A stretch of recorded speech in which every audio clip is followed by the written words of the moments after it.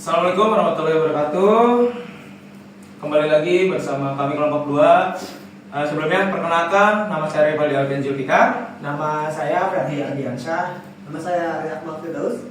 Nama saya Remilian Mukharaji. Oke guys, di sini kami berempat ini akan coba mengulik dan membahas tentang pembelajaran berdiferensiasi. Ya, kita di sini akan coba apa sih pembelajaran berdiferensiasi itu?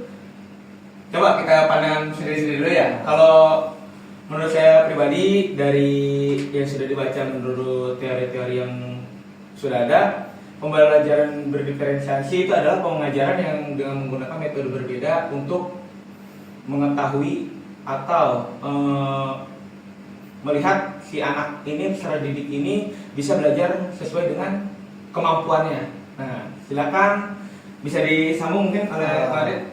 Kalau dari saya sih pembelajaran berdiferensiasi itu merupakan sebuah metode pengajaran yang menyesuaikan dengan metode penilaian sama materi yang menyesuaikan dengan kebutuhan dan kemampuan para siswanya masing-masing itu bertujuan untuk memberikan pengalaman pengajaran dalam pembelajaran yang lebih relevan dan lebih efektif lagi. Oh, oke. Mungkin dari yang lain ada? Kalau dari saya menambahkan betul kata Ray sama Ade tadi, pembelajaran berdiferensiasi itu lebih ke pendekatan gitu, pendekatan kepada siswanya dari pendidik atau ya, seperti itu. Menurut saya, jawabannya. Kalau dari saya pribadi melihat pembelajaran diferensiasi ini memang pendekatan yang bisa kita pilih mulai dari metode materinya dengan menyesuaikan si anak didik tadi yang tadi bahas itu ya. Oh, oke. Siap. Oke, kita lanjut ya.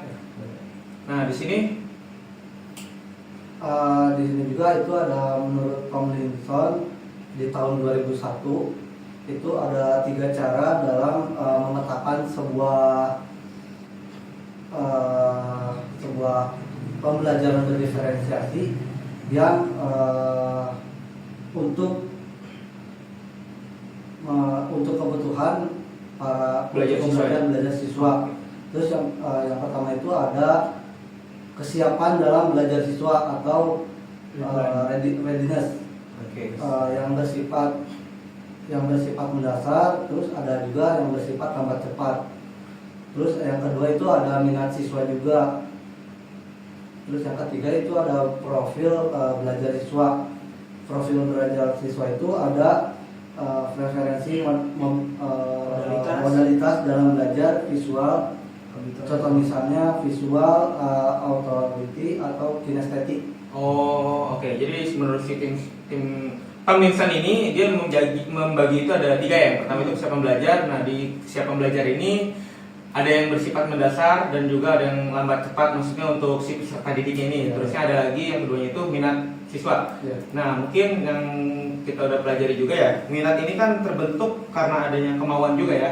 Nah, dari minat ini bisa membentuk yang namanya motivasi, sehingga si anak ini bisa lebih rajin untuk belajar lagi. Dan yang ketiga itu ada profil belajar siswa, di mana di situ ada frekuensi modalitas dalam belajar. Nah, jadi di sini ada beberapa macam peserta didik gitu ya, yang belajar itu bisa melihat melalui penglihatan atau visual, terusnya pendengaran, dan juga kinestetik gerak. Nah, itu yang khususnya kita akan membahas di pendidikan jasmani ini sesuai dengan porsi kita. Ya, oke, lanjut, silakan. Lalu setelah itu di dalam pembelajaran berdiferensiasi itu ada multiple intelligence atau kecerdasan. Jadi setiap siswa itu mempunyai kecerdasannya masing-masing. Karena di setiap siswa ketika kita mengajar atau guru mengajar dalam kelas itu, dari berbagai siswa itu pasti kan punya kelebihan masing-masing ya, punya kecerdasan masing-masing yang berbeda-beda gitu. Yang pertama itu ada kecerdasan verbal atau linguistik. Jadi siswa itu ada yang pintar secara berbahasa, pintar ngomong contohnya seperti itu ya. Karena kan setiap di kelas masing-masing siswa pasti ada yang rajin ngomong, ada yang juga pendiam gitu ya. Terus keaktifan kelihatan ya? Keaktifannya kelihatan kan. Yang kedua itu ada kecerdasan logis atau matematis. Contohnya itu yang pintar matematika, fisika seperti itu. lalu ada kecerdasan spasial atau visual. Jadi si siswa ini tuh lebih cenderung bisa menangkap materi atau pembelajaran yang guru sampaikan dengan melihat gambar atau video.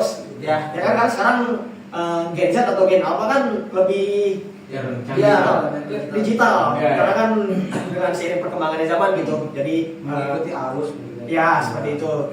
Lalu ada kecerdasan kinestetik atau jasmani gitu. Nah, contohnya itu ya kita ini sebagai guru kan gitu. Yang lebih aktifnya itu bergerak gitu ya, tidak pasif gitu ketika di dalam kelas ataupun di luar kelas. Lalu ada kecerdasan musikal, contohnya yang musisi gitu, seperti Ahmad Dhani lah gitu. Bernadia, misalkan yang lagi main gitu kan. Berarti yang ngerti intonasi nada, temponya. Ya, itu tuh kecerdasan musikal gitu. Rata-rata itu ya musisi seperti itu. Lalu ada kecerdasan interpersonal, memahami diri sendiri. Jadi siswa itu dia lebih paham nih diri sendirinya gitu. Diri dia itu memahaminya itu benar-benar kayak, oh saya ini, kemampuan saya ini seperti ini loh. Kalau misalkan saya tidak mampu ya udah tidak dilaksanakan itu. Jadi dia benar-benar memahami diri sendiri, tahu batasannya ya, dan tahu juga kemampuan dia. Ya kan? Lalu ada kecerdasan interpersonal atau kemampuan bersosialisasi. Ya ini yang seperti ini tuh biasanya rata-rata ketika di kelas pasti ada siswa yang dalam tanda kutip itu dia itu pintar banget untuk bergaul. Karena gaul, misalkan dia sama siapa aja bisa nyambung gitu. Dia mau sama adik kelas, mau sama kakak kelas kan, ya cepat-cepat bersosialisasi. Lebih berbaur juga. Komunikasi juga bagus berarti ya. Dia lebih rata-rata yang mempunyai kecerdasan ini mempunyai banyak teman dibanding orang-orang yang dia ada juga banyak. Ya itu udah pasti kalau kayak gitu. Lalu ada kecerdasan naturalis, ya udah kecerdasan yang benar-benar apa yang dikasih oleh Tuhan. Lalu selanjutnya ada preferensi lingkungan belajar, itu ya ada siswa yang senang belajarnya itu berisik gitu. Walaupun berisik dia masih tetap bisa fokus, bisa mengikuti pelajaran. Ada juga yang siswa preferensi belajarnya itu yang ketika di kelas itu dalam ruangan itu harus hening, harus benar-benar fokus, bisa mendengarkan atau benar-benar bisa melihat, tapi dengan keadaan yang benar-benar tenang, tentram, ya kan. Lalu ada preferensi belajar lainnya, contohnya masih banyak lah seperti itu. Oh berarti di sini salah satunya preferensi lingkungan belajar ini sangat berpengaruh ya. Berpengaruh. Jadi emang setiap peserta didik kan ada yang memang dia belajar itu suka dalam suasana yang berisik, tetap enjoy ya. Ada juga yang emang dia harus benar-benar tentram atau nyaman sehingga pembelajaran tetap berjalan. Oke, kita lanjut ya. Nah, selanjutnya ada ini ya, ciri-ciri dan hal-hal yang perlu dilakukan untuk menyiapkan pembelajaran diferensiasi itu ada 4. Yang pertama itu ada pemahaman siswa, di mana ini kita sebagai guru itu harus bisa memahami kebutuhan, minat, juga kemampuan si siswa. Terus kedua ada customisasi materi, itu guru itu harus bisa menyediakan berbagai sumber belajar dan aktivitas yang sesuai. Jadi guru ini harus bisa, mungkin ini ya, guru tuh harus tahu karakteristik dari siswa-siswa juga. Awalnya itu ya berarti ya. Terus yang ketiga juga ada metode pengajaran yang beragam, bisa pakai strategi pengajaran yang diskusi, proyek atau kolaboratif. Itu kan dilihat juga ya dari lingkungan sekitar juga, menyesuaikan berarti ya. Bisa dari kearifan lokal juga mungkin atau yang lainnya juga. Lalu ada penilaian yang fleksibel, yaitu menggunakan berbagai bentuk penilaian untuk menilai pemahaman siswa. Itu kalau ciri-ciri pembelajaran berdiferensiasi. Oke. Terus ada juga hal yang perlu disiapkan untuk pembelajaran diferensiasi itu ada 5. Yang pertama itu mengumpulkan data siswa. Itu penilaian awal untuk kita tahu karakter siswa itu seperti apa. Yang tadi disebutkan. Ya. Lalu yang keduanya kita mendesain kurikulum yang fleksibel, di mana kita harus membangun rencana pembelajaran yang dapat sesuai nih dengan kebutuhan si karakter siswa tadi itu. Ya. Lalu ketiga ada menyediakan pilihan, itu opsi, tugas itu mau proyek atau tadi diskusi dengan lain juga. Yang 4 lalu membangun hubungan. Ini komunikasi, kepercayaan atau pemahaman dari siswa dan guru itu harus terbangun juga gitu. Jadi bisa saling mengerti gitu ya. Chemistry harus dapat lah ya. Tektokannya harus dapat ya.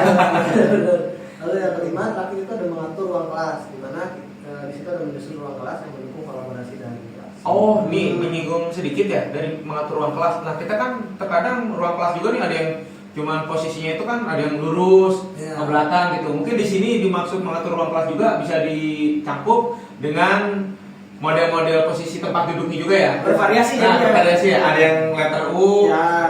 Itu kan jadi terfokusnya juga bisa lebih fokus gitu ketika siswa yang sedang mempresentasikan ataupun guru yang sedang mempresentasikan itu bisa biar lebih jelas ya. Ya. Oke, siap. Nah, oke guys. Nah, di sini kita tadi udah membahas berbagai macam karakteristik terusnya kebutuhan siswa yang ingin pelajari. Nah, sekarang kita akan membahas contoh yang relevan nih, khususnya di bidang kita nih, PJOK. Ya. Nah, kan di PJOK ini materi cukup banyak ya? Ya. Cukup banyak, khususnya di bab tentang permainan bola besar. Mungkin dari kita nih, akang-akang, AA yang akang-akang tahu nih, bola besar itu apa sih? Nah, Contoh permainannya. Oke. Kalau itu contoh permainannya itu kan bola besar itu mencakup kayak bola basket, Oke. bola voli, sepak bola konvensional, ya kan? Mungkin itu dari bola besar. Gitu. Oke, Contoh ya, olahraganya. Oke, menyinggung tentang bola besar, di sini saya coba akan mematerikan tentang sepak bola ya. Oke, dimana kan euforia di Indonesia ini sangat besar dengan olahraga sepak bola. Karena ya sepak bola ini memang diminati oleh beberapa kalangan, khususnya dari kalangan anak-anak, terusnya kalangan remaja, dewasa, bahkan sampai orang tua. Dan bahkan yang umur 50 kan masih senang dengan main bola. Enggak, kita nggak menutup kemungkinan itu di Indonesia kan, bahkan di dunia banyak penggilanya. Begitupun di pencinta atau masyarakat yang suka bolanya. Oke, balik lagi kita ke materi sepak bola. Di sini ada beberapa macam teknik ya di sepak bola. Yaitu teknik apa aja mungkin bisa dibantu? Yang pertama itu teknik dasar ya. Kalau teknik fundamentalnya itu kayak passing. Oke. Udah jelas itu. Kalau main bola tidak passing kan. Ada passing, ada dribble, membawa bola atau menggiring bola, lalu ada kontrol. Kontrol bola itu seperti apa? Menggunakan kaki dalam, menggunakan kaki luar atau pura-pura kaki. Lalu ada juga shooting. Yaitu mungkin teknik fundamentalnya. Oke. Mungkin ada tambahan tekniknya lagi? Aman. Aman. Oke, di sini kita akan menggiring tentang teknik dribbling atau menggiring bola.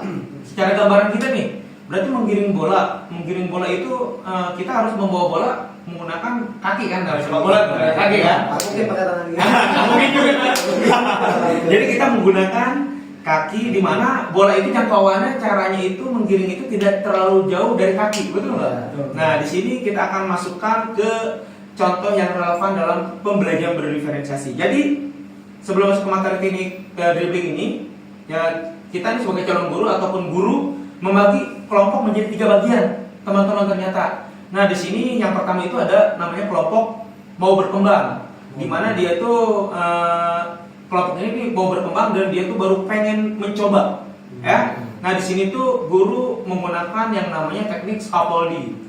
Mungkin ada yang tahu teknik scaffolding? Bisa dibantu scaffolding. Scaffolding itu apa? Oh, scaffolding ya. Ini yang sudah saya coba baca-baca. Scaffolding itu ternyata teknik di mana guru itu benar-benar harus fokus terhadap kelompok yang memang mau berkembang ini. Jadi makanya dibagi 3 kelompok itu kan. Nah, di sini guru tuh lebih detail lagi, lebih memotivasi lagi karena ya emang anak ini benar-benar mau berkembang gitu. Seenggaknya di sini kita memfasilitasi sebagai guru agar si anak ini udah mau berkembang lah, udah mau berani mencoba tentang teknik dribbling. Terusnya yang kedua ini kelompok sedang berkembang. Nah, di sini di mana si siswa ini dia baru mau sedang berkembang tapi dia udah mulai mencoba.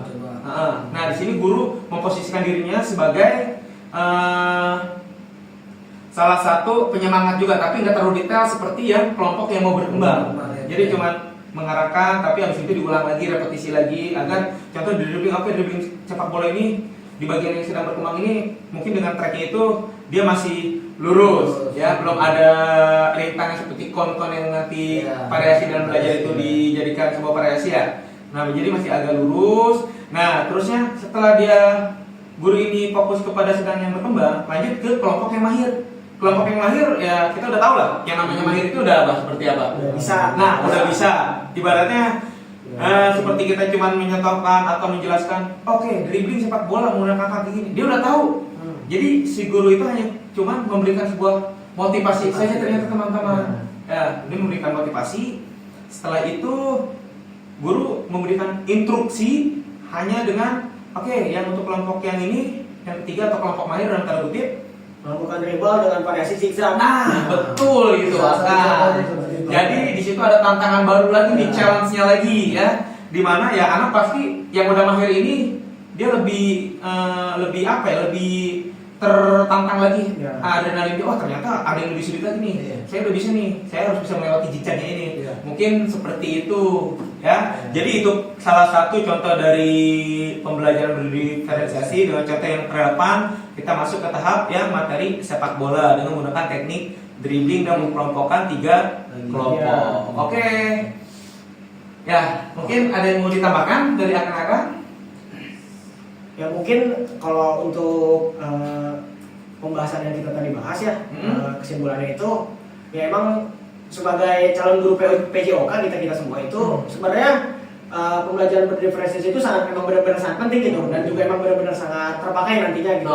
Apalagi kan dari semua siswa nanti ketika kita mengajar di dalam kelas tersebut pasti kan kemampuan seseorang pasti berbeda-beda gitu. Ya. Kita kelompokkan, jadi kitanya juga tidak perlu bersusah payah untuk benar-benar ya ini orang harus bisa semua gitu, ini anak-anak ini harus bisa semua, tidak. Jadi kita tuh udah ada porsinya masing-masing untuk misalkan di 10 orang pertama yang siswa yang mau berkembang gitu. Ya. Oh bagiannya ini dapat materi seperti ini. Ya. Jadi kita juga udah bisa menentukan nih ke depannya bakalan kayak gimana seperti itu. Oke.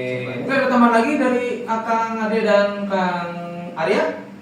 Paling di ini ya, salah satunya mungkin diferensiasi ini pembelajaran untuk kita sebagai calon guru kedepannya memang tadi yang betul disebutkan oleh Mas Ferdi itu kan sangat membantu ya nantinya kedepannya untuk kita membagi kelompok yang dari tadi mau berkembang dan mahir, dimana nanti mungkin kita juga bisa merancang jadinya ya.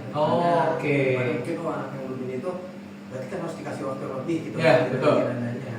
Sampai yang sedang berkembang pembagian porsinya itu jadi bisa lebih baik lagi. Lebih tetap. Gitu. Jadi pada intinya juga ya pembelajaran berdiferensiasi ini menyimpulkan juga tadi saya mengutip lagi ya bertujuan jadi segala macam latar belakang siswa ini bisa belajar intinya ya, bisa mempelajari sesuai dengan kemampuannya masing-masing. Oke. Mungkin ada tambahan juga. Ini juga tantangan sebagai kita calon guru itu bagaimana nih kita benar-benar bisa mempersiapkan diri kita untuk mengajar nantinya ketika dapat siswa yang berbagai macam. Untuk seperti tidak apa ya namanya ya, tidak berfokus hanya kepada satu itu doang, itu doang. Jadi tantangan buat kita juga ke depannya. Tidak itu aja. Iya, seperti itu. Jadi bisa lebih fokus ke semua siswanya ya, dengan berbagai macam bentuk karakteristik siswa tersebut. Oke. Mungkin segitu dari kelompok kami pemaparan tentang pembelajaran berdiferensiasi. Semoga bermanfaat dan mohon maaf apabila kamera dan kualitas audionya sangat kurang ya. Karena emang kita bukan podcaster ataupun kita bukan content creator, tapi kita setidaknya ingin menyampaikan apa yang bisa kita sampaikan. Ya, siap. Oke. Oke, siap. 1, 2, 3. Salam olahraga jaya. Oke.